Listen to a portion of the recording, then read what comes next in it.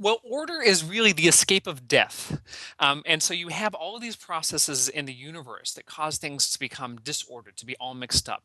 So anyone with a child, for example, who has a lot of different toy sets will know this, that you go and you look in your child's closet, and at the bottom of the closet, all of those sets are all intermingled with one another. And it seems like an impossible task that any of those toys would ever be useful again. But the children can create this orderly process where they'll go and they'll find all the pieces that belong to an individual toy set and put them back together so that the toy can be useful. And in our research on social networks, we find lots of different orderly processes, like the tendency for people to choose to be friends with each person who is like them. So liberals tend to be friends with liberals, and people who are skinny tend to be friends with people who are skinny.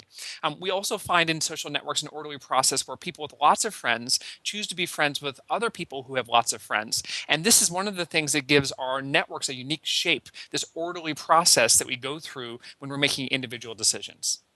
There's no theory of everything. It's not all chaos. It's not all order.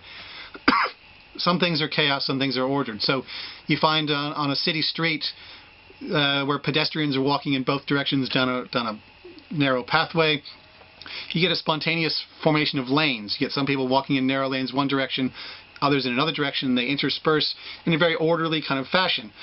Over time, however, you kind of see drifting and shifting of those lanes, and there's a chaotic flow to the system. So you have order that is kind of locked into a system that is also disordered and chaotic.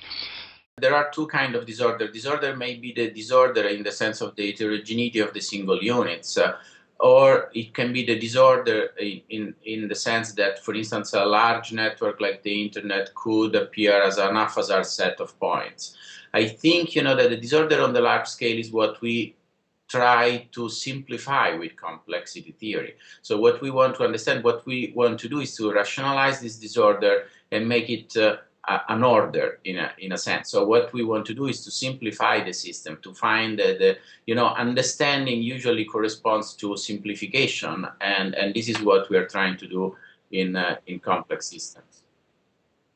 Okay, so I guess my reaction is that there are certainly zones of extreme predictability in human behavior, and then there are zones of extreme unpredictability, and in times the line between the two is really quite ambiguous. Thus, for example, it's very clear that in certain industrial societies that we follow 9-to-5 lives, 7-day weeks, and so on. But there's no reason why you couldn't have a society that was based on very different rhythms and very different patterns.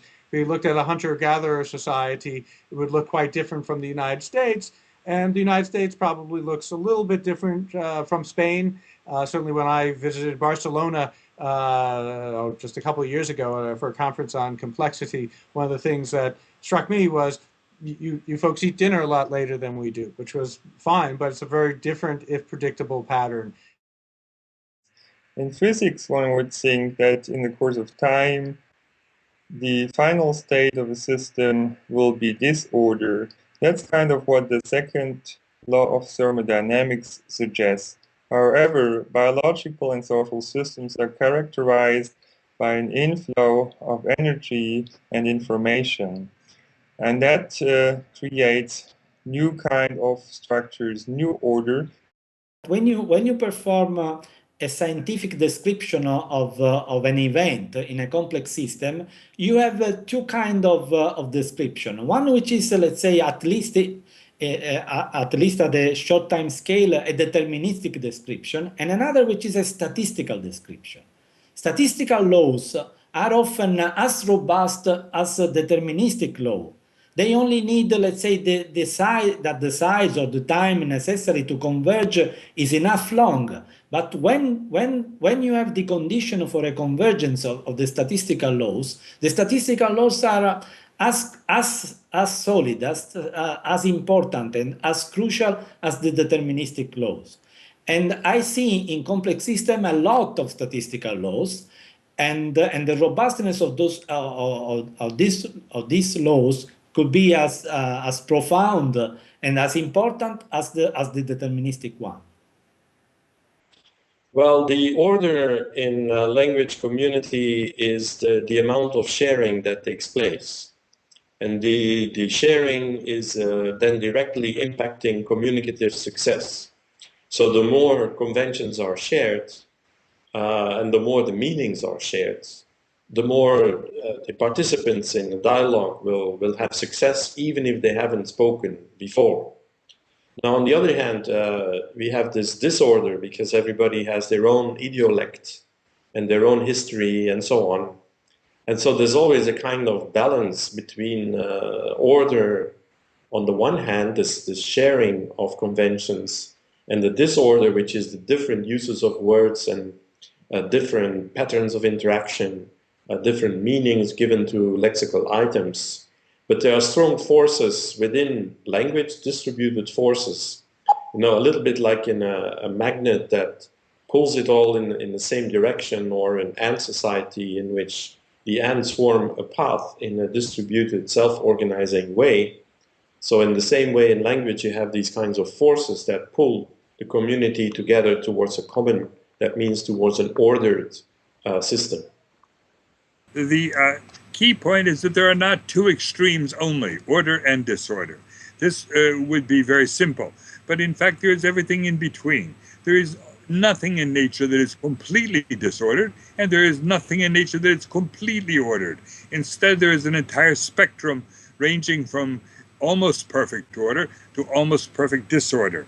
And the remarkable fact is that the degree of order depends very strongly on the conditions the system is studied in. For example, liquid water, as you cool it colder and colder, it gradually becomes more ordered.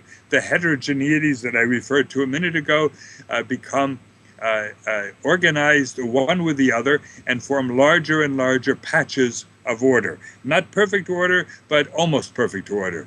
And the really almost perfect, really perfect order occurs when water finally freezes. If you play with models of the interactions of predators and prey, you very easily get cycles and chaos in predictable behavior. And actually we have recently shown that in reality that also happens. We have shown that by locking a system, a plankton system, into a container, the work of a German collaborator looking for 10 years what happens when you have this system exposed to a constant environment. And what appeared is that the system keeps changing over time. And we could show mathematically that this is chaos. So chaos happens in nature. And that means unpredictability on the long term, but only of the details. And we can still say, for instance, what are the conditions for a lake to become green with phytoplankton? Even though we cannot predict which species will be abundant, because on that more detailed level, the dynamics are chaotic. But that doesn't prevent us from predicting the larger patterns that are actually quite regular. Knowing about something means in this context being able not only to say something about it, but also to predict. And we can predict things when they are orderly. It's very, very hard to predict things that are disorderly. So the idea in the studies of very large complex systems is that we look for patterns of order, if only because those are the ones that we can describe and hopefully predict in their behavior. So it is essential to look at, when we look at a system like this, could be an ecosystem, could be an economic system, could be weather patterns and so on, that we are able to talk about it with a sense of discover orderly patterns so that we can describe it. There's no point in, say, talking about the weather if I have to describe the temperature in each point on Earth at any given time. We do that. But it's much more interesting when we discover that there's an order in the sense that winter tends to be colder than summer. Well, that's exactly the big question. Where is the line between order and disorder? I have a very particular belief to say there's very little disorder in complex systems. For example, my behavior to you who don't know my habits may appear to be completely disordered. You can't say where I'm going to go tomorrow. You can't say what I'm going to do 5 minutes from now. None of that is disordered from my perspective. I know exactly where I'm going to be tomorrow, and I know exactly what I'm going to do for 5 minutes from now. So often the disorder is not a true disorder in these complex systems, but it is a lack of information about the mechanisms and the motivations that drive the particular nodes or particular components in the system. So in that respect, I think that we focus on the disorder because we don't really understand the nature of the order in the system, but better we understand the systems, less of a disorder we would see, and more order these complex systems will become. Biological systems, as other open, far from equilibrium systems, have this dialogue between order and disorder.